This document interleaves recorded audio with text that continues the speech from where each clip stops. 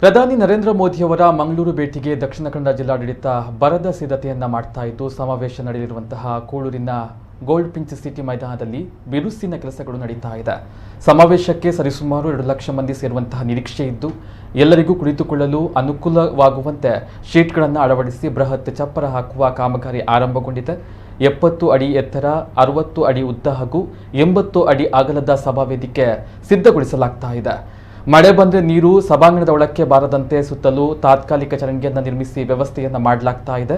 Parking ವ್ಯವಸ್ಥೆಗೆ ತಾಣಗಳನ್ನು ಗುರುತಿಸಲಾಗ್ತಾ ಇದೆ. ಮೈದಾನದಲ್ಲಿ ತಾತ್ಕಾಲಿಕ ಹೆಲಿಪ್ಯಾಡ್ ನಿರ್ಮಾಣ ಮಾಡಲಾಗ್ತಾ ಇದೆ. ಸಭಾ ವೇದಿಕೆಗೆ ಮೋದಿ ಆಗಮನಕ್ಕೆ ಪ್ರತ್ಯೇಕ ದಾರಿಯನ್ನ ನಿರ್ಮಾಣ ಮಾಡಲಾಗ್ತಾ ಇದೆ. ಇನ್ನು ಮೋದಿ ಮೊದಲಿಗೆ ನವಮಂಗಳೂರು ಬಂದರಿಗೆ ಆಗಮಿಸಿ ಅಲ್ಲಿ ನಿಗದಿಪಡಿಸಲಾದ ಕಾರ್ಯಕ್ರಮಗಳಲ್ಲಿ ಭಾಗಿಯಾಗಿ ಬಳಿಕ ಗೋಲ್ಡ್ ಪಿಂಚ್ ಸಿಟಿಗೆ ಆಗಮಿಸಿ ಸಮಾವೇಶದಲ್ಲಿ ಪಾಲ್ಗೊಳ್ಳುವಂತಹ ಸಾಧ್ಯತೆ ಇದೆ. ಒಟ್ಟಿನಲ್ಲಿ ಮೋದಿ ಮಂಗಳೂರು ಭೇಟಿಯನ್ನ ಯಶಸ್ವಿಗೊಳಿಸಲು ಜಿಲ್ಲಾಡಳಿತ, ಪಕ್ಷದ ನಾಯಕರು, ಕಾರ್ಯಕರ್ತರು ರಾತ್ರಿ ಹಗಲೆನ್ನದೆ ಕೆಲಸದಲ್ಲಿ ತೊಡಗಿದ್ದಾರೆ.